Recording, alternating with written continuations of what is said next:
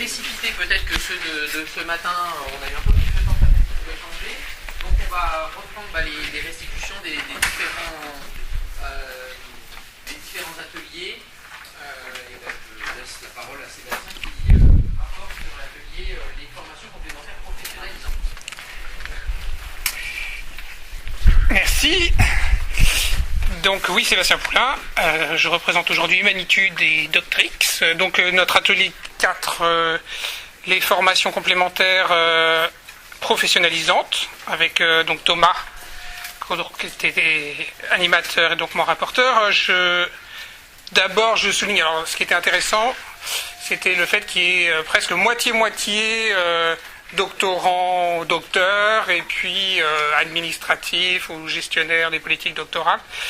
Donc ça a permis de créer une dynamique, d'avoir deux points de vue, quoi. Et ensuite, juste pour la façon de le présenter, là je voudrais le présenter avec en fait tous les problèmes qu'on a soulevés et les solutions, et enfin voilà, problème-solution, quoi. Et donc le premier problème, c'est la question de remplir les salles de formation, hein, déjà. Ça a été presque, voilà, c'est un peu la question principale. Le problème de base, la formation ne sont pas pleines, même quand c'est obligatoire, voilà, même si c'est un obligatoire entre guillemets. Donc les gens n'y vont pas. Explication, vous les connaissez comme la plupart d'entre vous, vous êtes doctorant, docteur, etc. Donc voilà, le tunnel du doctorat, le fait de s'éloigner de son laboratoire, c'est problématique, le fait de s'éloigner de sa thèse, c'est problématique, etc. Donc solution, premier début de solution, mais par exemple, on a été innovant, on a trouvé, on a proposé d'ouvrir à d'autres acteurs ou à d'autres doctorants, d'autres universités éventuellement, parce que là c'est vrai que c'est un peu par silo, par école doctorale ou par collège doctoraux, etc. Et donc des fois les doctorants bougent beaucoup, ils sont à Paris, ils habitent à Paris, mais ils sont à une autre université. Donc voilà, par exemple, c'est une idée qui est venue. Alors, un problème qu'on a soulevé, c'est la baffe. C'est-à-dire qu'il y a un moment où les doctorants ou les docteurs se prennent une baffe parce qu'ils font face à la réalité économique, on va dire. Et donc ils ont il y a un moment où ils se rendent compte qu'il y a un petit problème, qu'ils vont avoir du mal à passer au stade après la soutenance. Bon, donc comme vous savez, il y a la journée d'accueil qui existe depuis quelques années déjà, et donc à ce moment-là, on a parlé d'informer les doctorants, leur dire par exemple donner les statistiques, parce qu'on commence à avoir pas mal d'études statistiques, et donc leur dire pensez que vous ne pourrez pas tous être directeur de recherche au CNRS, et donc voilà, il y a d'autres possibilités.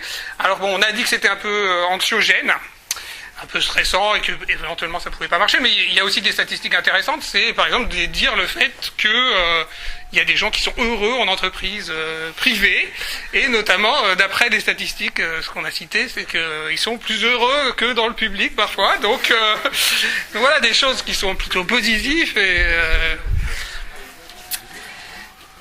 donc voilà, pas forcément la punition, mais il y a aussi la carotte. Donc un autre problème, ils sont pas toujours attirés par la formation. C'est un peu la continuité de ce que j'ai dit tout à l'heure. C'est-à-dire que même dans la façon dont on intitule la formation, ils comprennent pas exactement quel est leur intérêt, surtout si à l'origine ils veulent devenir chercheurs, recherche publique, etc.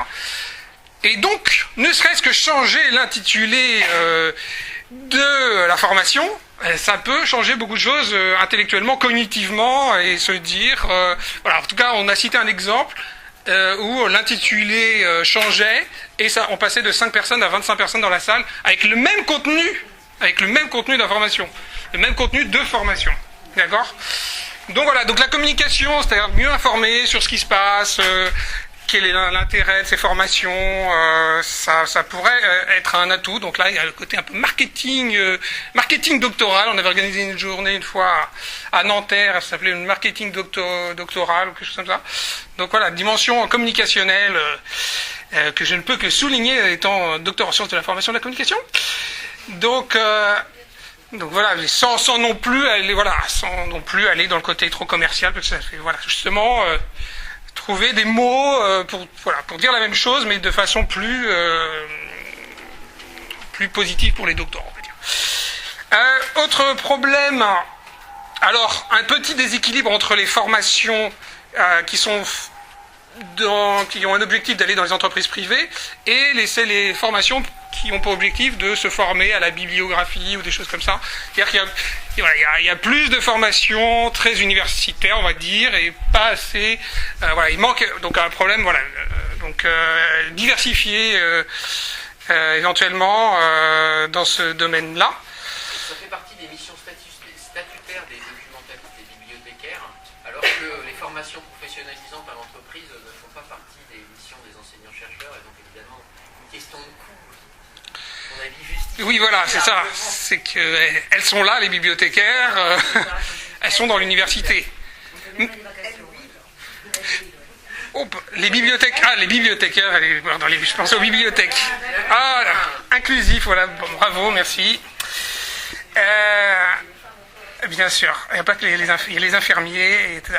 Bon, donc, je continue. Et si possible, des docteurs dans les formations. Alors ça, c'est moi qui me donne mon point de vue. C'est-à-dire que des fois, il y a des personnes qui font des formations, mais qui ne connaissent pas du tout le monde de la recherche, donc ils ne savent pas trop à qui ils parlent. Alors, il y a une critique, c'est la théorie, quoi. La théorie dans les formations qui est peut-être des formations un peu trop théoriques, dont on voit pas trop l'intérêt pratique. Et justement, ça on en a beaucoup parlé, parce qu'il existe plein d'exemples de formations, donc en learning by doing, c'est-à-dire on se forme en faisant, en rencontrant des startups, en travaillant avec des problématiques de startups, en faisant des journées où on essaye de trouver des solutions concrètes pour des entreprises ou pour des administrations, pour des collectivités territoriales. Donc voilà, mise en situation, pédagogie active. Et donc voilà. Et donc l'intérêt de ça sera aussi, par exemple, si on a un coach qui observera tout ça et qui mettra en évidence les compétences qui seront développées lors de cette journée. Et comme ça, la personne, donc elle a le doctorant, la doctorante, elle aura appliqué ses compétences et on pourra communiquer dessus, on pourra les décrire et lui dire voilà, là tu as fait ça et donc tu as développé telle compétence, donc tu peux le mettre sur ton CV, etc. Des choses comme ça. À propos de ça, donc justement alors le problème c'est que les meilleures formations sont parfois un peu chères, donc il y a des problèmes de budget, 150 € par doctorant par an, d'après ce que j'ai compris, et donc ces formations c'est parfois c'est 1000 € la journée. dont disposent certaines écoles doctorales. Voilà. De l'ordre de grandeur. Donc il y a des inégalités, etc. Alors, ensuite, les doctorants ne savent pas toujours quoi dire aux recruteurs. Ben justement, ça va dans la suite. Et donc, par exemple, les formations, c'est quelque chose qu'on peut rajouter sur le CV, parce que plutôt que d'annoncer uniquement les publications, les conférences, ça n'intéresse pas toujours. Enfin, ça dépend quel métier on veut faire au sein des entreprises ou des administrations. Mais bref, voilà, des formations, et notamment quand il y a des certificats. Là, il existe certains... Il paraît qu'il y a même des petits MBA, où j'en ai entendu parler tout à l'heure. Donc voilà, quand il y a des certificats, le certificat, ça parle un peu plus aux entreprises, donc c'est des mots plus concrets, même que le doctorat, sans doute, parfois. Donc voilà, portfolio aussi, évidemment. Donc il n'y a pas que la formation, mais voilà, prise de conscience des compétences, éventuellement les after-work aussi, qui permettent de parler directement aux entreprises. Alors justement, les questions qu'on a beaucoup soulevées, c'est aussi les questions de cloisonnement entre privé, public, etc. Et notamment, alors que ce soit au niveau des doctorants, des docteurs, et puis des docteurs, mais encadrants, qui n'ont pas toujours un appétit envers les entreprises et le secteur hors université, le secteur hors de la recherche. Et puis même ça peut aller jusqu'à des questions de stigmatisation. On a eu un exemple où la personne voulait simplement une formation pour aller vers le privé, mais rien que le fait que les encadrants soient au courant de cette demande, on se dit cette personne finalement elle veut pas travailler dans le labo, donc on va pas lui donner de postdoc, et donc allez hop, elle est grillée, quoi. Donc voilà, donc peut-être éventuellement être plus discret, ne pas mettre au courant forcément les encadrants de la formation qu'on veut suivre. Hein, comme ça reste un peu de la vie, c'est des choix peut-être privés, quoi, des choix qui sont en lien directement avec l'école doctorale, mais pas. Donc réfléchir avec les encadrants aussi. Voilà, le problème c'est que voilà, c'est aussi un peu en silo, et donc pourquoi pas faire en sorte que les encadrants soient plus présents, et notamment par exemple à la journée d'accueil, dans les journées organisées, dans les after-work éventuellement, enfin voilà. Et puis peut-être les administratifs aussi, enfin voilà, essayer de mettre en lien toutes les personnes qui ont pour but de valoriser les doctorants. Faire des présentations, faire des témoignages édifiants, comme on dit, des success stories aussi, pour toujours mettre en relation les doctorants et les entreprises et les collectivités territoriales. Alors j'en parlais, les encadrants, parfois trop de dépendance entre l'encadrant et le doctorant, donc des relations de pouvoir. Alors ça a été pas mal évoqué hier avec jusqu'au harcèlement, bon. Et donc, peut-être, il y a des nouveaux outils qui se développent, notamment le comité de suivi, on en a parlé pas mal, je vais reparler, mais éventuellement aussi du tutorat ou du mentorat, enfin voilà, des intermédiaires entre le directeur de thèse et le doctorant, pour avoir d'autres points de vue, pour avoir d'autres approches, pour signaler, pour faire des alertes, etc. Quoi d'autre? Alors justement, le comité de suivi, il arrive peut-être un peu trop tard. Donc peut-être comité de suivi, peut-être même au niveau de l'inscription, déjà avoir un comité de suivi, commencer à réfléchir dès ce moment-là, le mettre en place et avoir une relation, pas le voir une seule fois tout au long de la thèse, et que ça soit un comité, pas de coaching quand même, mais peut-être le faire évoluer, pas uniquement scientifique en tout cas, un comité pas uniquement scientifique. Donc ensuite, peut-être la journée d'accueil, j'en parlais tout à l'heure, elle arrive et c'est une occasion, c'est peut-être même la seule occasion de parler de certains sujets, parce que c'est le jour où il y a le plus de monde finalement, parce que souvent c'est presque le seul moment pendant la thèse où on peut rencontrer tous les doctorants, où ils sont censés devoir venir, mais même là c'est vrai qu'ils viennent pas tous, mais en tout cas c'est le moment où on peut le plus les informer, notamment sur le portfolio, notamment sur la vie professionnelle, sur ce qu'ils pourront faire plus tard. Et alors le problème c'est qu'il manque du monde, mais peut-être éventuellement filmer, peut-être enregistrer, comme on est en train de le faire là d'ailleurs.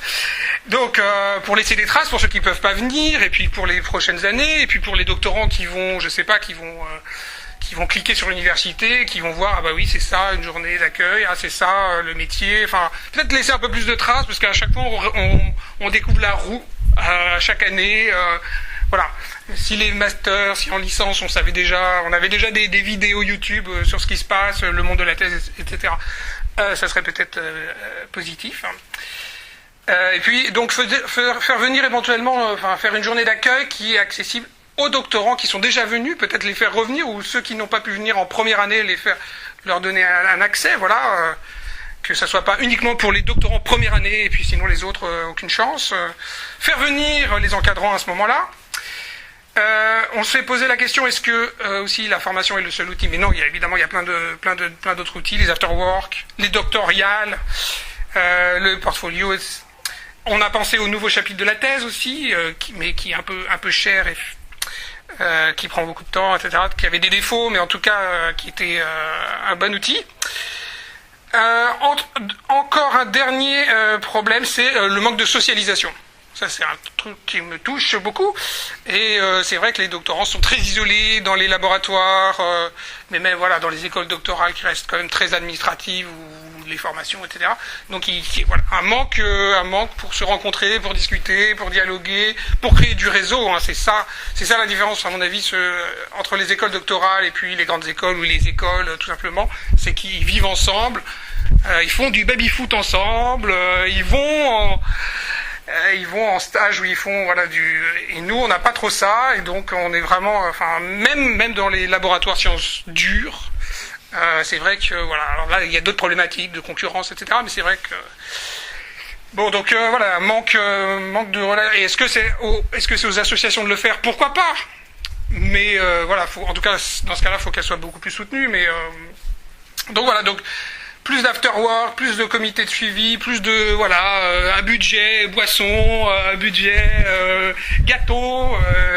Voilà, c'est quelque chose qui existe, c'est vrai, dans les colloques scientifiques. C'est fondamental, quoi. Si les gens doivent, voilà, c'est un moment où on peut se retrouver. Et voilà, donc moi j'ai aussi proposé la maison du doctorat. Je ne vais pas parler, mais voilà, c'est pour peut-être m'arrêter là.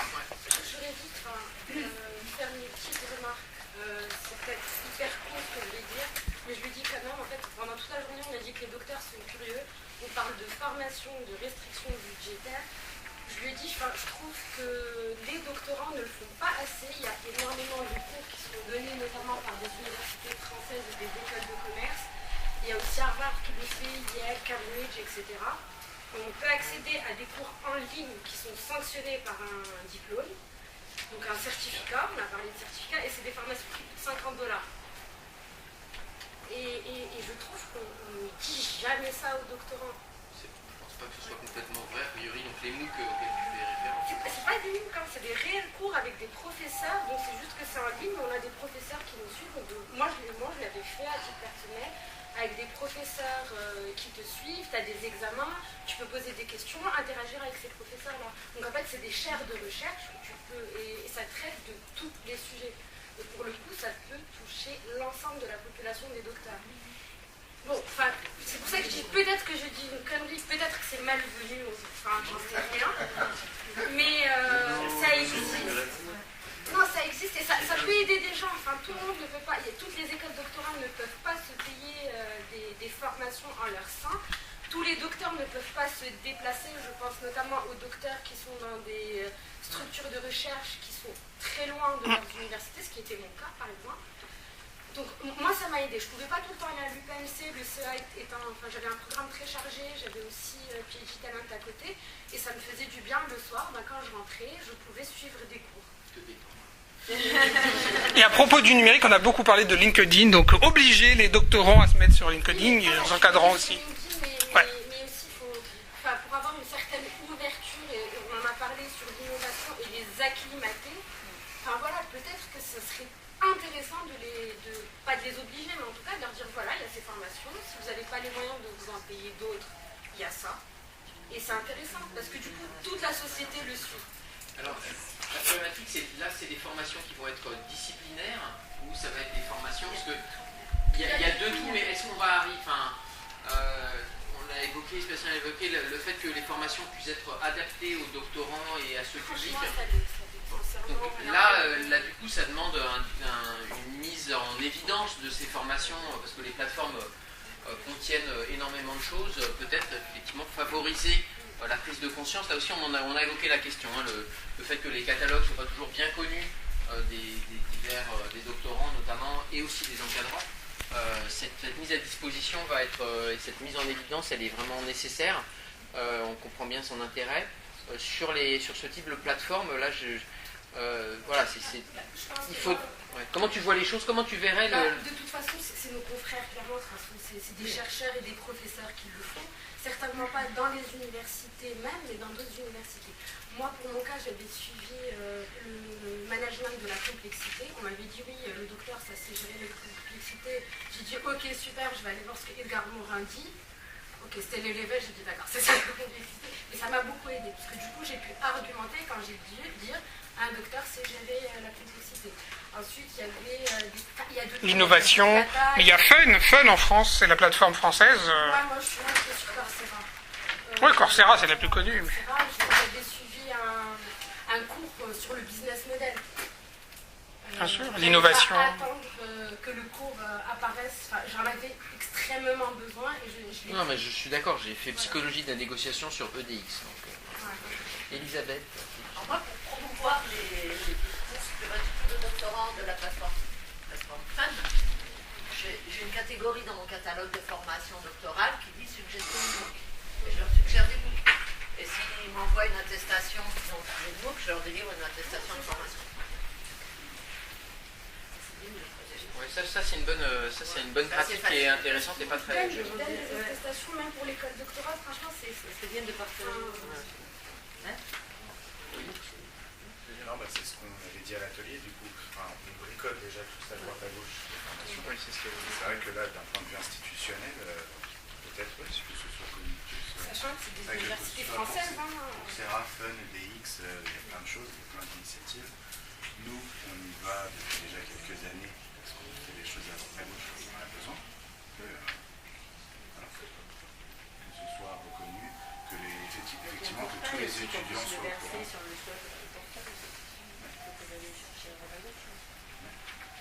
Pour aller un petit peu dans le sens de choses qui sont dites, tu posais la question avant de est-ce qu'il faut les obliger à faire une formation sur LinkedIn, est-ce qu'il faut les obliger à s'inscrire sur LinkedIn, est-ce qu'il faut les obliger à ceci, cela, parce qu'en même temps ils ne s'inscrivent pas aux formations. On en parlera parce que ça a été aussi abordé dans notre atelier. À côté de ça, on a envie des responsabilités et qu'ils soient acteurs de l'information, etc. Je me demande pourquoi est-ce qu'on n'est pas en place dans les écoles doctorales à l'heure actuelle une espèce de grille on veut que vous soyez formés à ces différents points. Après, vous le faites comme vous voulez, vous faites quand vous voulez, on s'en fout. Mais juste, prouvez-nous que vous vous êtes formés à c'est quoi les métiers de l'entreprise. Prouvez-nous que vous savez en tout cas ce que c'est les métiers de la fonction publique. Prouvez-nous que vous connaissez les outils de la veille scientifique, etc. Après, s'ils ont envie d'aller chercher sur Fun, s'ils ont envie d'aller s'inscrire au catalogue, s'ils ont envie d'aller payer leur propre formation, s'ils le savent déjà parce qu'ils ont 15 ans d'expérience industrielle, au final, on fait juste une évaluation post pour dire bah voilà, vous avez coché les cases, vous avez les compétences dont nous on pense que c'est nécessaire, etc. Et puis, alors dans le RNCP tel qu'il est conçu actuellement, si j'ai bien compris, il n'y a pas besoin de préciser les modalités d'évaluation quand il s'agit de diplômes nationaux, puisque c'est l'accréditation qui vaut en fonction de ça.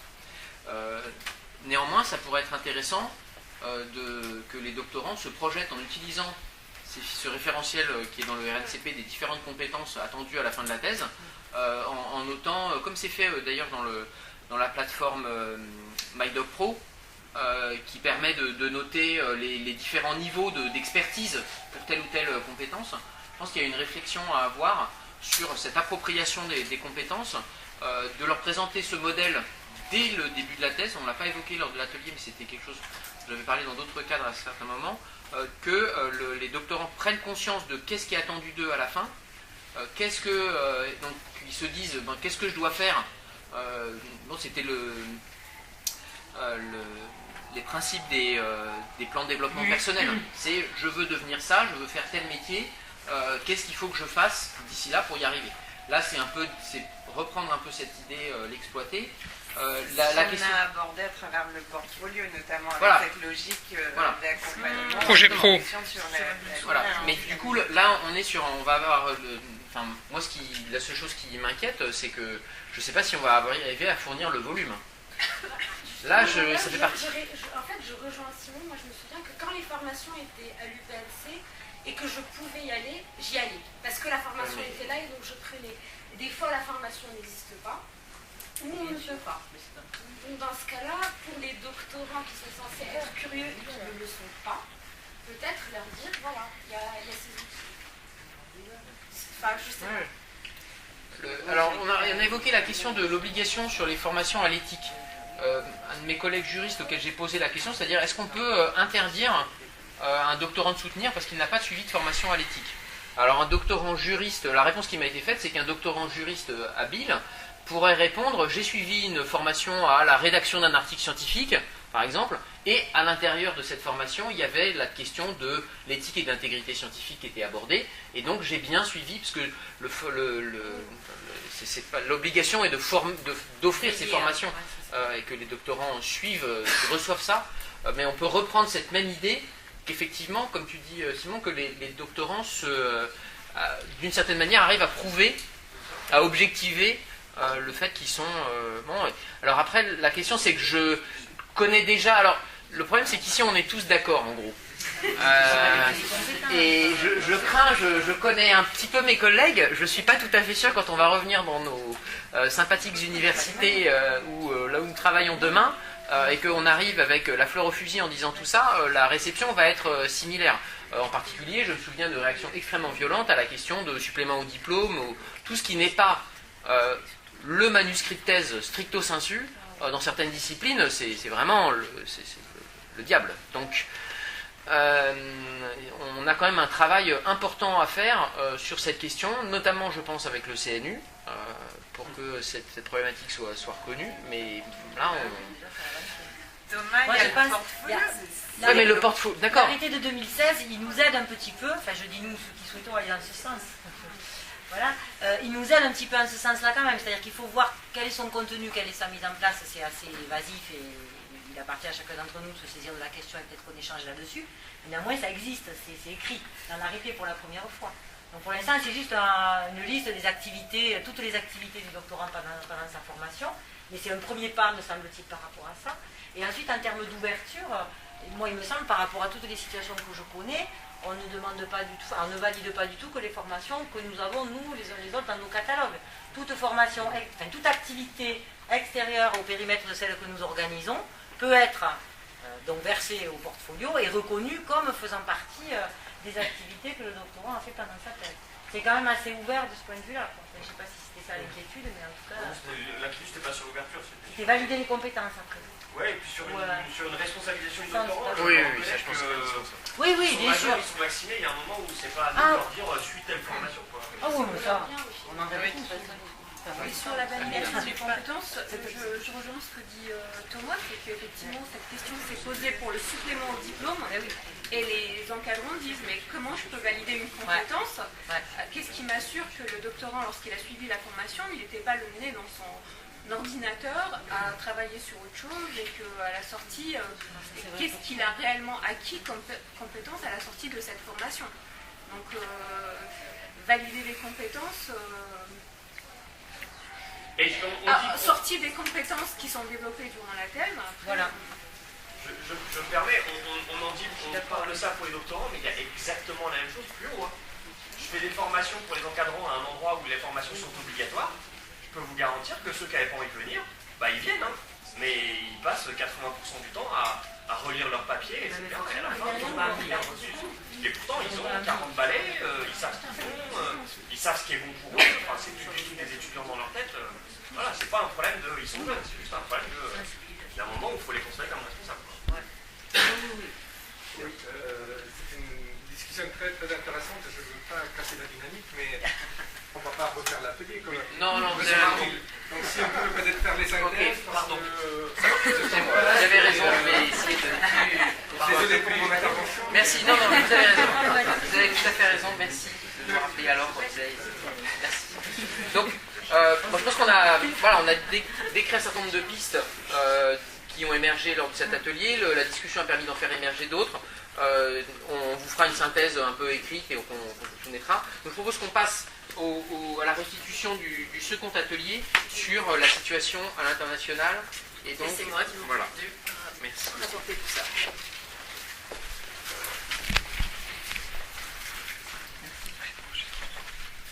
Rebonjour à tous. Donc, l'atelier a été animé par Jean-Dominique Pollack. Je me présente, Niel Ditangou, je suis docteur en communication, information et communication. Depuis peu, je suis également dirigeante de mon cabinet, un cabinet de conseil, et j'interviens de temps en temps comme enseignante, au CNAM entre autres. Bon, alors nous, la situation à l'international. On a commencé en fait l'atelier par un tour de table, parce qu'on souhaitait savoir qui dans l'assemblée avait une expérience internationale, enfin voilà. Et il se trouve qu'on avait on a la majorité en fait des participants qui ont une expérience de l'étranger, d'accord. Et sur cet atelier, il y avait deux questions. Il y avait quel enseignement tirer de la formation doctorale et du devenir des docteurs dans d'autres pays, intéressant. Et la deuxième question, quel apport de séjour à l'étranger pour les jeunes chercheurs? Alors nous, on a pris évidemment le questionnaire un petit peu à l'envers. On a commencé par l'apport, parce qu'il nous intéressait de savoir tout de suite, puisqu'on avait fait un tour de table et qu'on avait des retours d'expérience. Alors il se trouve que sur le point de l'apport, le séjour à l'étranger, en fait, ce qui est un revenu globalement, poussait à une prise de risque, d'une façon ou d'une autre, qui était finalement positive aussi dans l'expérience d'un docteur à l'étranger, ou d'un docteur qui venait s'inscrire en France pour faire son doctorat. Il y avait également le point incontournable de l'anglais, que ce soit dans l'environnement, on va dire européen ou américain, etc., et même en Afrique, le fait d'avoir en plus d'être à l'aise avec l'anglais est un atout pour l'expérience à l'international. Il y a également le fait, sur les apports, de reconnaître les différentes postures culturelles pour la compréhension en fait, de l'environnement. Je m'explique parce que ça c'est très intéressant. Plusieurs intervenants évidemment souligné le fait que l'expérience à l'étranger, soit dans le cas de leur thèse ou de leur expérience professionnelle, parce qu'on a quand même pas mal de personnes qui ont eu beaucoup d'expérience professionnelle à l'étranger, nécessité ou alors pousser à une ouverture culturelle. Parce que généralement, on pouvait évoquer un même sujet et avoir une compréhension différente parce que culturellement, on n'était pas tout à fait aligné. Donc finalement, l'expérience de l'étranger permettait une ouverture sur le culturel et ça permet également de ne pas passer à côté de la compréhension d'une question et de ne pas évidemment rater soit un contrat, etc. Donc l'aspect ouverture et compréhension sur la dimension culturelle revenait sur la partie des apports. On a également, sur la valorisation de l'expérience à l'étranger, le fait, en fait, pour les docteurs français qui vont à l'étranger, parce qu'il faut que je situe les choses, en France, c'est le constat, après on discute si vous voulez, il y a quand même pas mal de dispositifs pour accueillir des étrangers, des docteurs étrangers. Et en fait, ce qui a été relevé, c'est que dans l'autre sens, c'était un petit peu plus difficile. C'est-à-dire que les docteurs français qui partaient à l'étranger pour s'inscrire, etc., pouvaient évidemment bénéficier d'apports financiers, d'accompagnement financier. En revanche, pour ce qui est des outils administratifs pour faciliter leur expérience universitaire ou de chercheurs à l'étranger, ça manquait un peu. Donc on peut discuter évidemment, parce qu'il y a d'autres sujets, que ce soit l'exemple du Canada ou de l'Australie. Néanmoins, c'est un point qui a été relevé sur la question de l'expérience à l'étranger. J'en viens donc à la deuxième question. Quels sont les enseignements qu'on tire de l'expérience à l'étranger? Alors, on cite, j'espère que ça va alimenter des échanges. Voilà. En Allemagne, en fait, on note qu'il y a beaucoup plus d'autonomie pour les chercheurs, pour les docteurs, pour les doctorants. Il y a une certaine autonomie dans les disciplines inhumaines. Je reprends les propos, c'est Jean-Denis Pollack.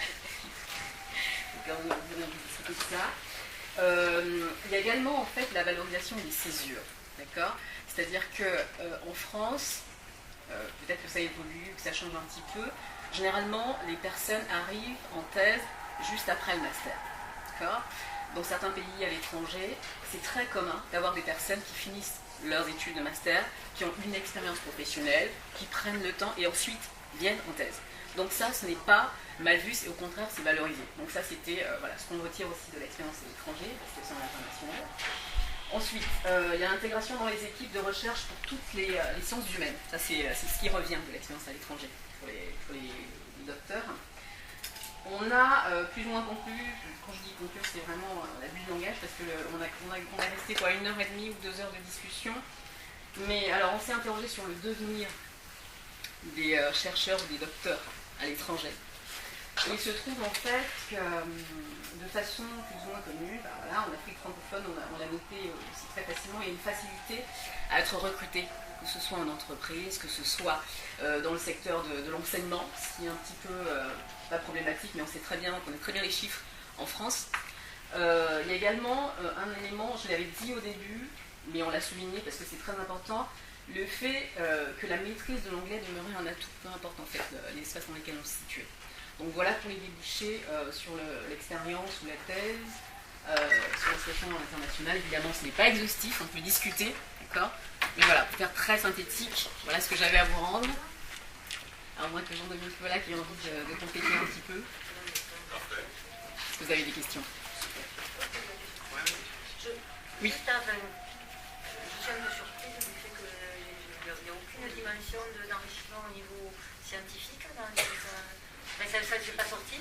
Alors, c'est pas le principal. Enfin, non, alors, enrichissement scientifique. C'est juste une surprise, c'est tout. Non, il n'y a pas de comment dire, de surprise. Quand vous parlez d'enrichissement scientifique, c'est dans quel sens? Le fait de dire, pour quelqu'un qui fait sa thèse à l'étranger et qui revient, parce que nous, on a eu quand même un petit peu de mal, étant donné que dans le groupe, on a beaucoup de personnes qui sont inscrites pour leur thèse, ici en France, ça. Oui. Et très peu de personnes finalement qui ont l'expérience de la thèse réellement à l'étranger. On a eu des co-tutelles, vous voyez. Donc dans ce cas-là, et je ne sais pas si ça va être juste de répondre à votre question, mais on peut en discuter. Donc là, l'enrichissement culturel, l'enrichissement scientifique quand on fait sa thèse ici en France ou quand on est à l'étranger? Alors, moi, Non, pas pré-thèse justement. C'est-à-dire qu'en fait, on se pose pas mal la question au niveau des collèges doctoraux, et moi la première, j'en ai parlé hier, en fait de savoir finalement est-ce que c'est intéressant ou pas d'accompagner la mobilité, mais pas au sens la mobilité étudiante comme ce qui se passe avant, mais de financer des séjours de recherche pour des doctorants qui sont inscrits chez nous, qui sont français ou étrangers d'ailleurs, peu importe, c'est des doctorants inscrits à Toulouse en l'occurrence, et finalement les aider à financer un séjour de recherche dans un laboratoire étranger. Mais vraiment dans le cadre de... Alors évidemment, qui apporte des dimensions culturelles, etc., dont vous avez parlé, tous ces aspects-là, bien sûr, ils y sont. Mais il y a aussi l'aspect enrichissement en termes de recherche. C'est-à-dire, en fait, enrichir leur projet de recherche par une collaboration. J'aimerais juste... c'est juste savoir... Je vais pas répondre à votre question, il y a un parallèle qui a été fait, on s'est posé la question dans l'autre sens. Est-ce que c'est possible pour un doctorant, d'accord, de bénéficier d'un accompagnement pour une expérience professionnelle cette fois-ci pendant sa thèse. Voilà. C'est comme ça qu'on s'est posé la question. Et de façon plus ou moins commune, en France, c'est très, très peu bien vu. Enfin, je joue avec les mots. C'est-à-dire que pour les écoles doctorales, c'est un peu compliqué de se dire sur 36 mois de thèse, par exemple, quand elle est financée, j'en sais rien, d'admettre ou d'accepter que son doctorant s'arrête 6 mois pour faire une expérience professionnelle qui lui permet de... D'accord. Donc l'idée, c'est que son doctorant, pour reprendre votre formulation, aille passer 1 mois, 2 mois, 3 mois dans un laboratoire partenaire à l'étranger. Oui. Et là, du coup, c'est gagnant-gagnant parce que ça s'inscrit dans son sujet de thèse. Donc, du coup, il n'y a plus l'idée pour... Alors, le sujet de thèse, effectivement, il y a le sujet de thèse et il y a l'envie du doctorant. Mais je laisse Jean-Dominique rebondir. Quelle est la différence entre aller passer 6 mois, d'un point de vue scientifique, quelle est la différence entre passer 6 mois à l'étranger et 6 mois dans un autre laboratoire en France? Ah, mais je dis pas qu'il y a on peut imaginer que les pratiques peuvent être plus différentes. On a regardé que la différence de plus qu'apporter le séjour à l'étranger par rapport à un même séjour. Non, mais je ne voulais pas encore une fois refaire l'atelier comme ça. C'est juste, je m'étonnais que c'est... Non, mais je me demandais juste si cet aspect-là, c'est tout. Non, mais en fait, c'est intéressant d'enrichir de cette façon-là. Je vais vous dire les choses de façon... Pendant l'échange, et puis les personnes qui ont participé à l'atelier, n'hésitez pas à répondre si vous avez envie. Voilà. Pendant cet échange, c'est vrai qu'on s'est pas mal focalisé sur l'expérience à l'international. Donc on s'est intéressé à l'expérience humaine des personnes, on s'est intéressé à l'expérience professionnelle, et c'est vrai qu'on n'a pas abordé nécessairement la question des échanges sur l'expérience scientifique, parce que finalement, il y avait dans le fond l'ouverture, parce que c'est vraiment ce qu'on évoquait, l'ouverture nécessaire, d'accord, des écoles doctorales ou du milieu de la recherche au monde de l'entreprise. Vous voyez, donc du coup la réflexion de se dire l'enrichissement en partant 6 mois pour faire de la recherche n'a pas été abordé comme vous voulez que, mais c'est intéressant d'en parler et puis on peut enrichir le propos si vous avez envie. Alors pour une question ou une intervention rapide et puis après on passera à l'atelier suivant pour respecter le délai. Merci beaucoup de ces précisions. Non, je vous en prie, Moi, avec c'était plaisir. vraiment pour répondre directement à la question par rapport à une expérience d'une collègue. Elle est partie au Japon pour avoir une expérience scientifique. Et l'école doctorale a aidé, mais cela s'est fait parce que le laboratoire en lui-même était d'accord. Moi, je voulais partir à l'étranger pour une expérience scientifique. Mon laboratoire n'était pas d'accord. Ça s'est fait, même s'il y avait les moyens. D'accord. Dans les projets européens, ça se fait énormément. Enfin, nous, on avait reçu des doctorants du projet européen, mais moi aussi, j'étais allée. Sincèrement, scientifiquement, on mûrit beaucoup plus rapidement parce qu'on est ambassadeur de notre laboratoire. Et aussi, le laboratoire d'accueil te fait travailler très vite parce qu'il veut publier avec ton laboratoire et créer plus de liens. Et c'est super enrichissant. Alors nous, sur ce point, on a... sur ce point dans l'atelier, si je peux juste me permettre, sur ce point dans l'atelier, on a Chon qui nous évoquait... Alors, on a Chon qui a participé à l'atelier et qui nous faisait un retour d'expérience sur le fait qu'il ait fait évidemment des travaux de recherche en Chine et en France. Et Chon, tu me rattrapes... Où est-ce qu'il est, Chon ? Tu me rattrapes si je me plante. En fait, ce qu'il disait clairement, c'est que l'expérience qu'il avait de la Chine, en fait, pas confinait, mais il avait plus l'impression d'être dans un centre de recherche, tandis qu'ici, dans ses travaux, il avait plus l'impression de travailler dans une dynamique de recherche et développement. Vous voyez ? Donc, tout ça, je ne sais pas si c'est relatif, mais c'est toujours intéressant d'avoir le maximum de retour d'expérience dessus. J'ai vu qu'il y avait une autre question. Si j'ai le temps, vas-y, rapide. C'est une question très rapide. Là, vous avez beaucoup parlé des apports de l'expérience internationale. Est-ce que vous avez abordé ou pas, c'est hors sujet, la question de l'incitation, de comment est-ce qu'on amène les doctorants, les docteurs à avoir envie de faire ça, au-delà de la question du budget qui va évidemment être un frein de base, hein, mais est-ce que vous avez discuté de ça ou... marginalisé. D'accord. Ça dépend, ce qu'on a dit, c'est que ça dépend. Ok. Merci. Merci beaucoup pour Mais cette merci à vous. restitution très intéressante.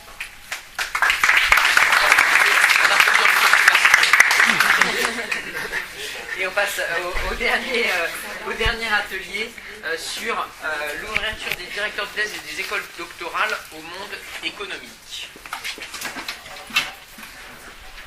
Donc notre atelier avait été effectivement notre atelier avait pour objet l'ouverture des directeurs et directrices de thèse et des écoles doctorales au monde socio-économique.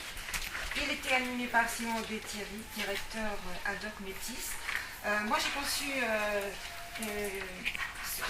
cette restitution de façon assez synthétique, donc si l'animateur veut compléter, il est bienvenu. Ouais. Nous avons eu une réflexion en 2 temps. D'abord, dans un premier temps, nous avons identifié les différents acteurs qui pouvaient avoir un rôle dans la poursuite de carrière. Alors, le doctorant, évidemment, qui doit être proactif, et tout l'environnement des doctorants, c'est-à-dire le directeur de thèse, le directeur de labo, qui doivent être des vecteurs d'accélération de la professionnalisation, et donc il faut absolument créer cette interface, et quand elle n'existe pas, la créer, quand elle existe, l'améliorer. Nous avons aussi identifié un 3e acteur, c'est les associations de jeunes chercheurs qui doivent faire du lien entre le monde académique et le monde professionnel.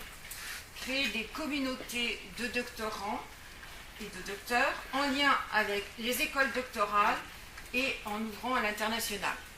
Nous allons en parler tout à l'heure. Également créer des liens avec les instituts de promotion de la recherche, notamment les instituts Carnot. Parmi d'autres acteurs, nous avions identifié les structures dédiées à l'emploi, la PEC. Il faut là aussi créer des connexions. Et puis tous les recruteurs du monde socio-économique, les chambres de commerce, les chambres de métiers, les collectivités locales, les établissements publics qui devraient être en lien avec les écoles doctorales. Ça, c'était le premier temps de réflexion. Le deuxième temps de réflexion a été consacré à la recherche de solutions et de propositions. Alors, nous avons eu cette première proposition qui nous paraît absolument très importante, c'est changer le regard et l'état d'esprit des encadrants. Alors comment?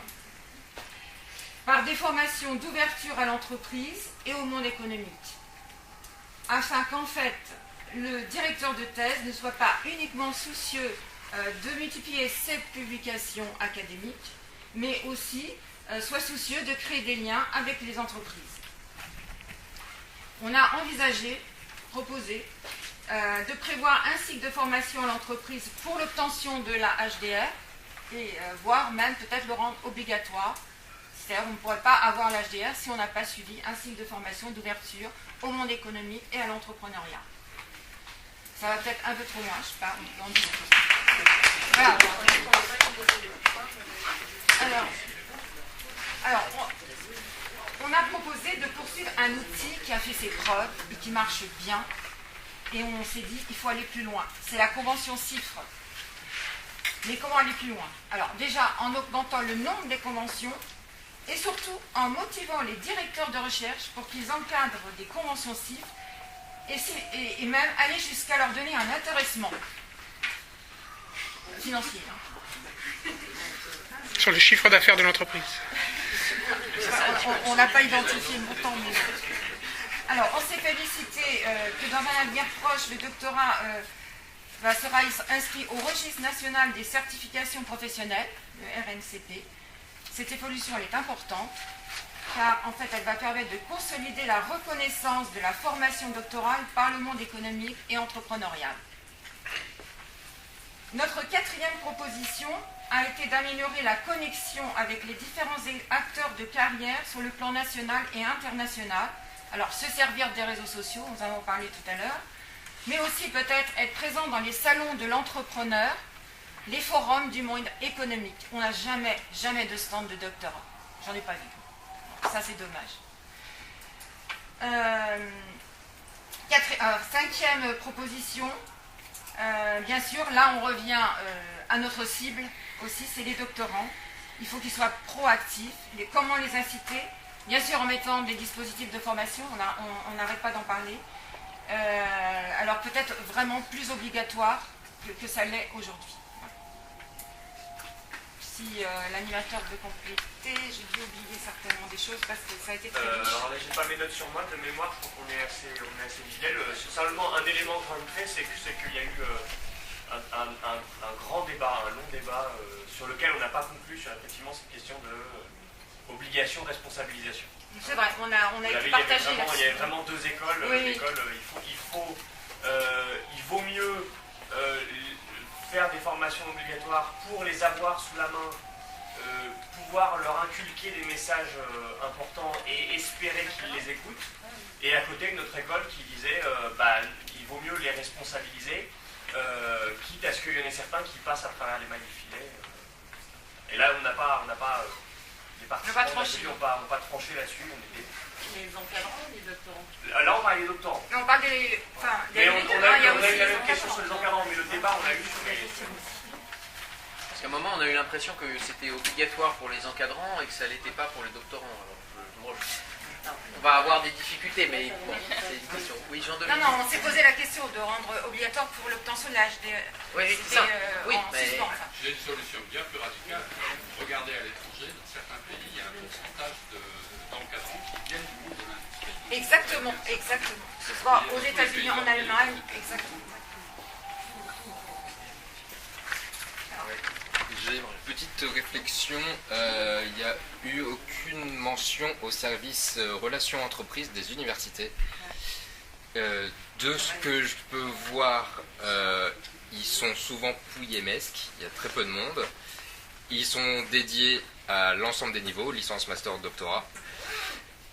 Et quand on compare avec ce qui marche, je parlais des grandes écoles, où c'est des équipes de 10, 15 personnes, où ils considèrent que c'est un vrai investissement. Alors certes, ça coûte de l'argent au départ d'avoir des gens, d'embaucher des gens, mais c'est aussi un vrai investissement après pour créer de la relation avec l'entreprise.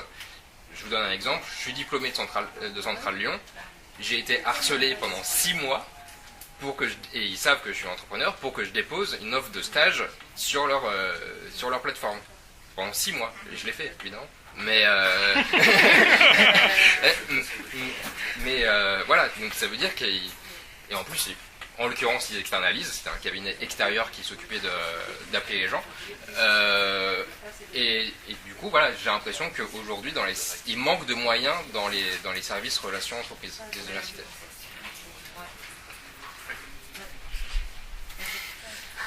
Ça c'est dit. Ça veut dire qu'ils ont des problèmes à trouver les étudiants ont des problèmes à trouver des stages, les nôtres n'ont pas de problème.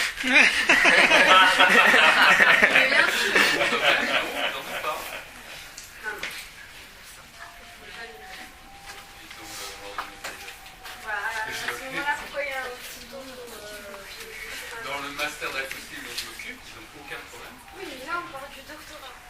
Ah non, là on parle de stage. C'est pas la même chose. Oui, non, mais les offres d'emploi, c'est les offres d'emploi. Oui, mais c'est la même chose, c'est les offres d'emploi. Oui, on a eu cette discussion, effectivement, lorsque Amélie de Monchalin était venue sur le salon PG Talent en octobre, où elle nous disait, mais je comprends pas, vous n'avez pas d'endroit unique où vous déposez toutes vos offres d'emploi pour tous vos docteurs. On était là, ben non, effectivement, ça n'existe pas, je crois. Est-ce qu'il y a des endroits où quelque chose...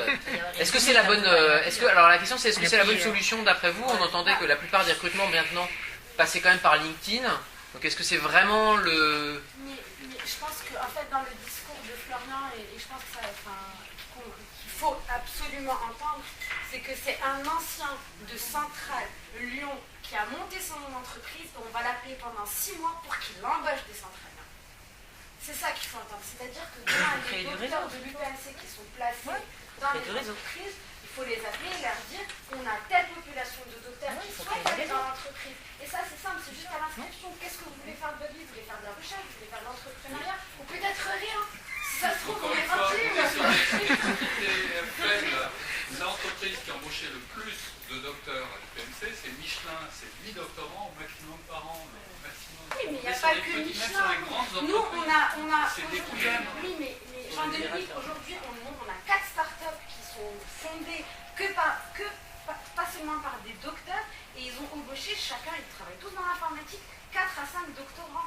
docteur. Donc il y a une réelle demande, mais le problème c'est que quand ils te disent, on ne sait pas où aller les chercher. J'imagine que quand Central Lyon appelle Florian pour qu'il embauche un stagiaire, ils ne s'attendent pas à ce qu'il embauche 14 centraliens non plus.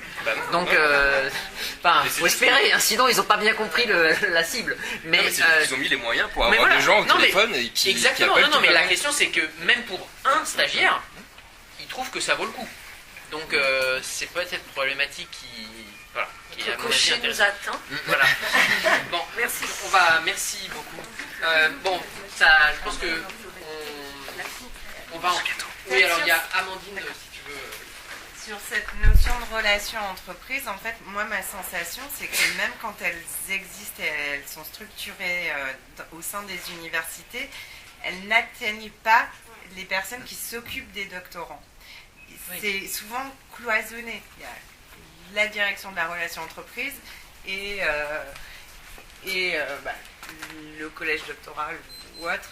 Et malheureusement, il n'y aura pas de partage des bases de données, souvent.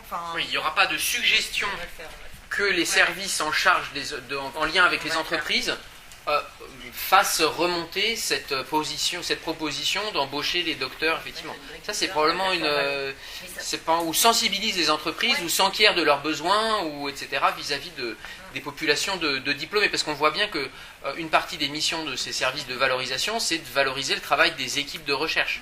Et donc de voir de partenariats de recherche, etc., pas forcément le placement des étudiants, j'ai envie de dire. Et donc ça, c'est peut-être une problématique qui vaut le coup de... ça peut être intéressant, et c'est fait à certains endroits, qu'ils aient dans leur feuille de route, rechercher les anciens et prenez contact avec, parce qu'on pourra plus facilement créer des partenariats de recherche, tout autant que des offres de stage ou de recrutement avec ces anciens. Pour faire face au fait qu'il n'y a pas d'association puissante, les relations entreprises qui ont une habitude de quand même les connecter à l'entreprise peuvent être un bon relais.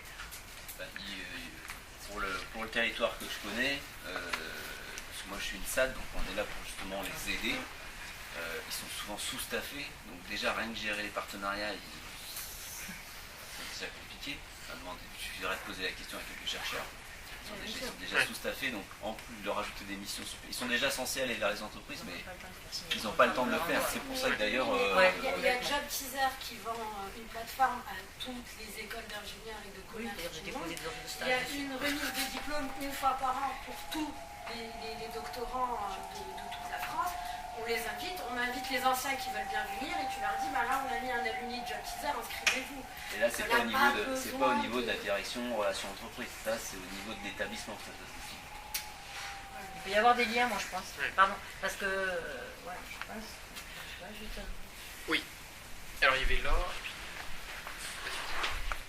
Je pense que le fait de stabiliser pendant des périodes de l'ordre de 15 ans les périmètres d'école doctorale permet en fait d'avoir le fait que d'une part on a un nom à l'école doctorale au lieu d'avoir un numéro, et c'est quand même bien pour arriver à vendre la relation avec une entreprise qui ne connaît pas le D23, mais voilà.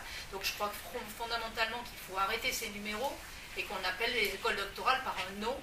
Polytechnique, on ne l'appellerait pas E22 ou je ne sais pas quoi. Donc, oui, je sais, celle-là elle était préparée. Et ça fait partie des choses sur lesquelles il faut vraiment maintenant arrêter, les changements perpétuels. Et le fait que quand une école doctorale a 15 ans, on commence à avoir des docteurs qui ont 45 ans, c'est-à-dire ils sortent en 30 ans, 27, machin, etc. Et là, ils sont en position de vous renvoyer l'ascenseur. Donc si on a maintenu pendant longtemps les liens, parce que, voilà, et le fait d'être pas seulement une école doctorale, c'est plus gros qu'une équipe de recherche, et comme c'est les mêmes thématiques, c'est le docteur de l'équipe d'à côté qui va embaucher celui de l'équipe d'après. Et ce réseau-là, c'est le réseau des grandes écoles, on le sait, c'est comme ça.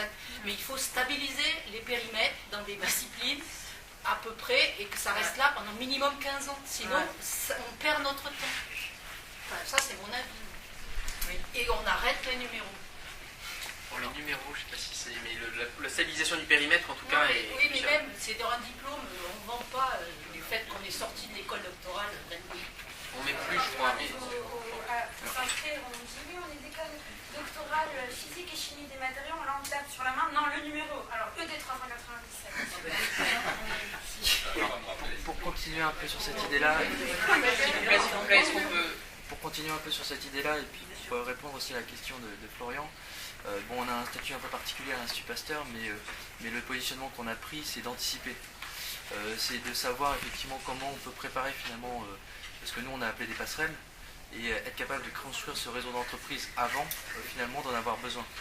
Et on se retrouve effectivement à la fois en train de développer la communauté alumni, à la fois en train de construire ce réseau passerelle associé au recrutement des pasteuriens, et ce qui doit nous permettre justement d'ici 1 an ou 2 de pouvoir répondre assez facilement à une orientation carrière d'un doctorant en fin de thèse, en lui proposant déjà différentes passerelles possibles et de ponts possibles. Et je pense, alors je ne sais pas si on a discuté tout à l'heure dans l'atelier, mais je ne sais pas si l'école doctorale est le bon format pour ça, puisqu'il y a ce problème de relationnel en lien direct avec le doctorant. Mais il y a probablement des choses au niveau des établissements d'enseignement supérieur qui sont à mettre en place. Et notamment, je pense notamment aux offres d'emploi, on en parlait tout à l'heure. Où est-ce qu'on peut poster des offres d'emploi orientées docteur? On échangeait justement avec Euraccess là-dessus. Euraccess a mis en place une plateforme. Il y a probablement aussi un déficit d'établissements d'enseignement supérieur aujourd'hui qui sont référencés auprès d'Euraccess sur cet aspect de développement des carrières. Et je pense qu'on a un gros effort à faire en France, globalement, sur cette organisation-là. Et cette coordination qui pourrait être autour de l'ABG, qui pourrait être auprès de différents acteurs déjà aujourd'hui qui ont mis ça en place. Il y a la Doom quand même, qui du coup est une plateforme largement utilisée dans les ED et où il y a un portail d'offres d'emploi. Voilà. Non mais je suis obligée de soulever ça, ça existe. Mais c'est utilisé par une fraction des établissements, on va dire. Tu peux récupérer tes données sur ton site web si tu veux. Oui, il y avait une autre sous-organisation de la région de Florian, qui a une partie des offres d'emploi, maintenant elles sont recensées dedans, donc ça aussi ça peut faire ça. Pour l'instant c'est destiné pour les alternants, les stages, etc. Ça peut être aussi l'occasion de créer une entité doctorant. Le portail a été lancé il y a 2-3 semaines, c'est vraiment très récent. On va discuter après, voir comment on peut intégrer cet outil au niveau régional, après pour l'Île-de-France, après pour les autres régions à voir. Oui. Donc à Toulouse, ça a eu différentes évolutions, mais actuellement la solution vers laquelle on s'oriente, c'est un portail. Donc effectivement, la question c'est la transversalité et la façon de travailler, parce qu'on est organisé en service, effectivement, à la Valouz, par exemple, le doctorat, etc. Mais néanmoins, sur certains dossiers, on arrive à se mettre ensemble. Donc là, en 2018, au début 2019, on va sortir une plateforme qu'on appelle plateforme Valo. Mais c'est une plateforme à destination des entreprises dans laquelle il y aurait en fait une partie qui concernerait spécifiquement l'emploi des docteurs. Donc l'idée, c'est effectivement de se baser un petit peu sur la mise en place d'un réseau de partenaires privilégiés à l'échelle du territoire, déjà, entreprises régionales, mais pas que, et en fait de communiquer avec elles sur différents aspects, dont la possibilité éventuellement qu'elles ont de recruter des docteurs, voilà, et finalement nous pour l'emploi des docteurs de bénéficier aussi, de s'enrichir mutuellement avec des autres briques. Les autres briques ce sont la présentation des compétences, des unités de recherche, etc. Voilà, mais il y aurait une brique spécifique là-dessus. Donc on est en train un petit peu de... je pense que c'est... voilà. Ça n'est jamais qu'un constat qui est celui que j'ai entendu, mais pour dire qu'effectivement, je pense qu'il y a des choses à faire. Après, quel est le bon périmètre? Je suis d'accord avec vous, parce que sur un périmètre disciplinaire bien défini, peut-être, je ne dis pas plus facile, mais peut-être est-ce moins difficile finalement de créer une dynamique. Alors quand on veut faire ça à l'échelle de très pluridisciplinaire sur l'ensemble des spécialités, c'est peut-être un petit peu plus compliqué. Mais bon, voilà. La question va être... On espère y arriver. Voilà. Il y a des... j'ai la chance d'avoir travaillé dans une école doctorale qui s'appelle Physique en Île-de-France, donc qui a un périmètre important et j'espère une pérennité importante aussi, nous verrons. Ou une capacité à agir sur un territoire et sur une discipline. On peut imaginer que des grands centres de recherche, des grands instituts de recherche comme l'Institut Pasteur ou d'autres puissent aussi développer leur politique et avoir une vision sur ces questions, que des régions veuillent se saisir de ces problématiques, que des réseaux d'écoles doctorales, le réseau des écoles de sciences de l'ingénieur, sciences pour l'ingénieur, ou des réseaux des mathématiciens qui font il y a beaucoup de choses. Pour moi, il n'est pas question de commencer à dire il n'y a qu'une méthode et de toute façon on n'en est pas encore à paver le plan, entre guillemets, et il faut que toutes les initiatives émergent pour fédérer les questions. Après, quand on rentre sur des problématiques régionales, c'est vrai que ça devient compliqué parce qu'on va rentrer en orthogonalité, mais pour moi, cette approche matricielle est quand même importante et que tout le monde essaye de développer ça sans qu'on cherche à se dire il faut plutôt limiter ou plutôt aller dans telle ou telle direction. On n'en est pas là à ce stade. Je pense qu'on a vraiment un travail collectif à faire sur ces questions. Alors je voudrais qu'on s'arrête et qu'on essaye de conclure maintenant parce qu'il est déjà plus de 6 heures. Vous êtes arrivés souvent avant 8 heures, avant 9 heures, donc ça fait un moment, pour certains même avant 8 heures. Donc on va essayer de conclure maintenant. Donc cette journée était vraiment extrêmement riche, je pense. J'espère que vous avez pris autant de plaisir que moi à ce moment qui nous a réunis autour de problématiques communes, qu'on a essayé de faire émerger des solutions aux problèmes que nous nous posons et qui se posent depuis très longtemps. Denis nous l'a rappelé avec la création des conventions CIF il y a près de 40 ans. J'espère qu'on va aussi continuer à travailler sur ces questions. Une réflexion en cours dans la mesure où les journées mises en place par le ministère qui avaient lieu hier sont amenées à se répéter. Peut-être serait-il intéressant de répéter des journées comme celle-ci, qui sont assez distinctes de celles que nous menons au sein du réseau national de collèges doctoraux, où là c'est plutôt limité aux collèges doctoraux avec un fort aspect bonne pratique, échange de bonnes pratiques sur un certain nombre de sujets qui sont aussi très très riches, mais qui sont sur un format différent de cette journée.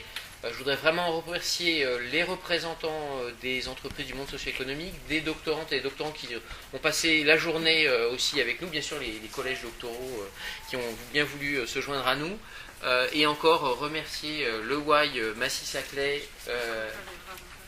voilà, bon alors je vais faire durer, et PhD Talent, et bien sûr l'ISEF et Denis et Vincent qui ont beaucoup travaillé à l'organisation de cette journée, et vous remercier et espérer vous voir une autre fois.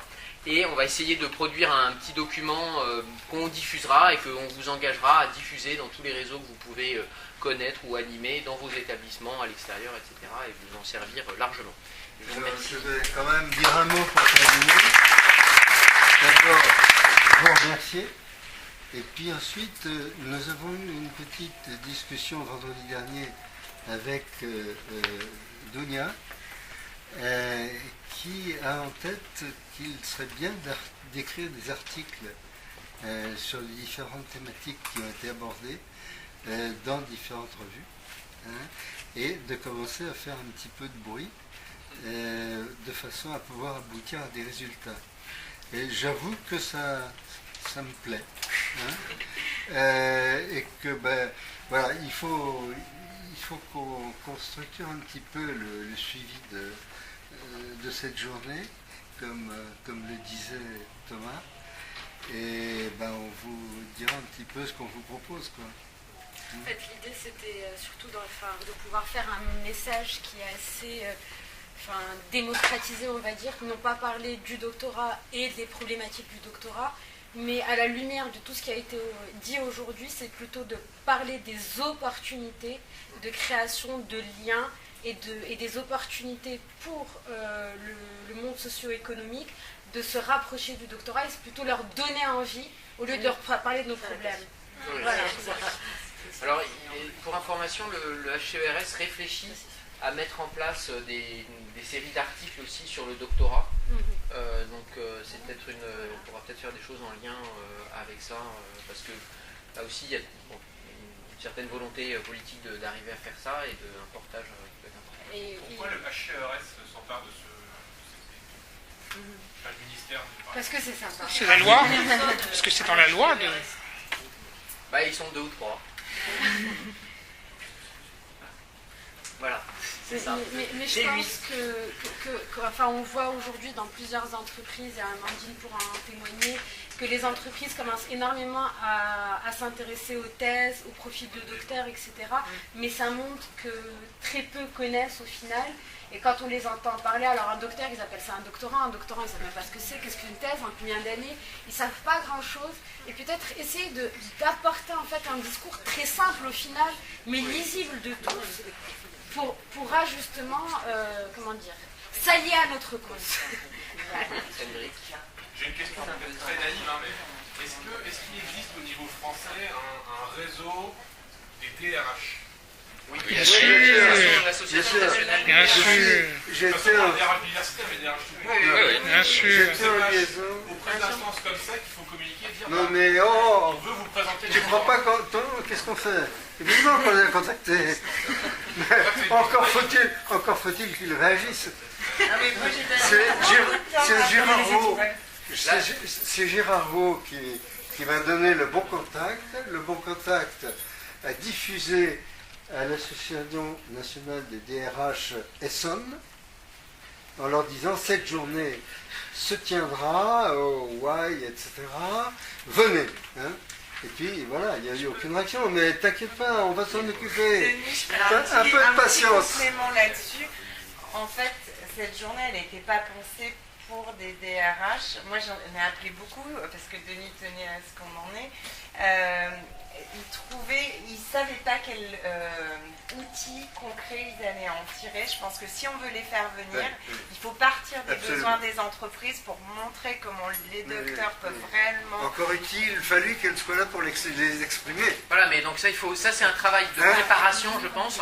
Et l'idée que si on se réunit plusieurs fois, cette journée était quand même un essai. Hein. Moi, je me suis demandé pendant assez longtemps si on allait être plus de 5. Bon, vous 10. J'ai organisé des réunions où j'ai invité plus de 200 personnes, on s'est retrouvés à une vingtaine. Là, je ne savais pas très bien combien on allait voir. C'est Laura Denis. Oui, bien. Et donc là, on est. C'est pas seulement. C'est que Thomas, lui, il fait des mails dans son réseau. Et moi, je fais un suivi téléphonique. Voilà. Donc, effectivement, on a eu grâce à Denis un grand nombre de gens, et je vous remercie d'être présente et présent aujourd'hui et d'avoir travaillé avec nous aujourd'hui. Mais vraiment l'idée c'est qu'on répète cette journée, et comme dit Amandine, peut-être en réfléchissant à comment faire venir le public des DRH. Tout à fait. Et j'aurais peut-être juste... Oui. Par rapport à ce que disait Juge, je saute comme ça, j'arrive.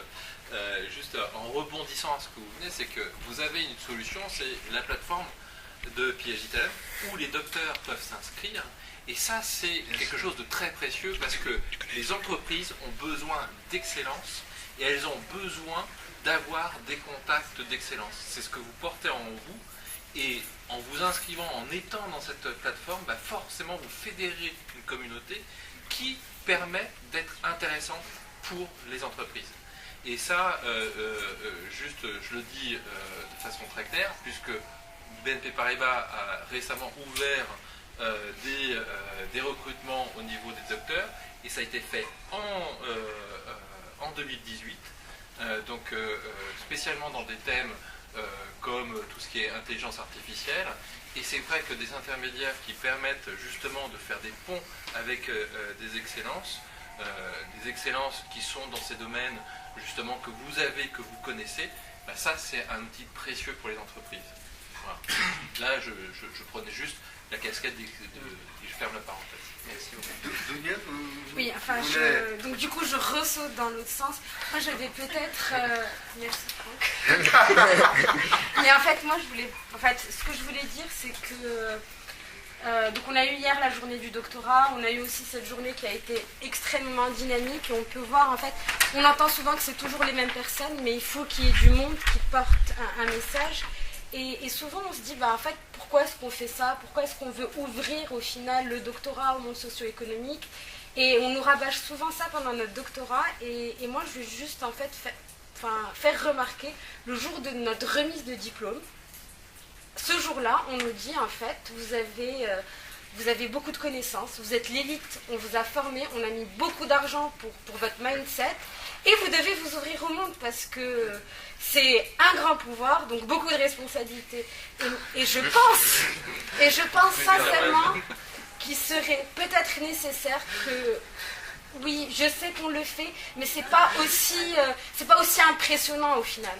C'est une journée où on n'a pas l'obligation d'y aller. Moi, je ne l'ai pas faite parce que mon directeur de thèse m'a dit « Dunia, sincèrement, il vaut mieux que tu commences. On a notre kick-off dans une semaine. N'y va pas. » Alors qu'il allait... En fin de thèse, tu es docteur, c'est pas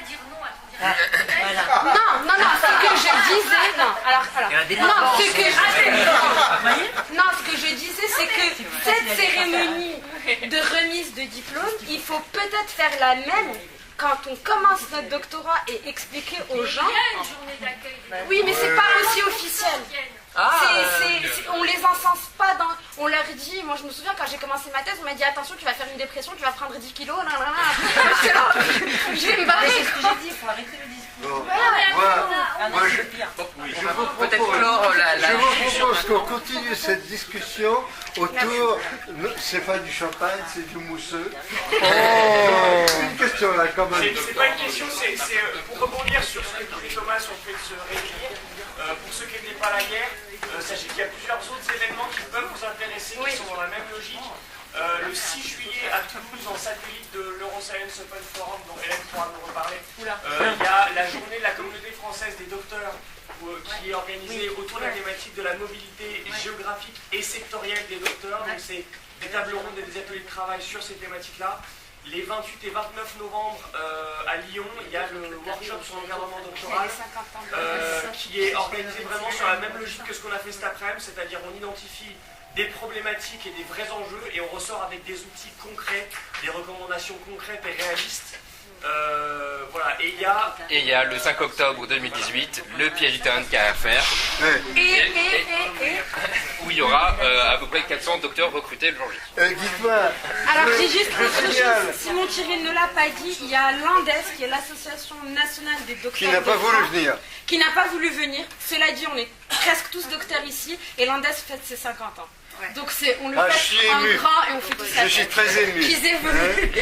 Bon alors, je signale aux animateurs et rapporteurs que les rapports sur les ateliers seraient les bienvenus après le week-end de Pâques, peut-être.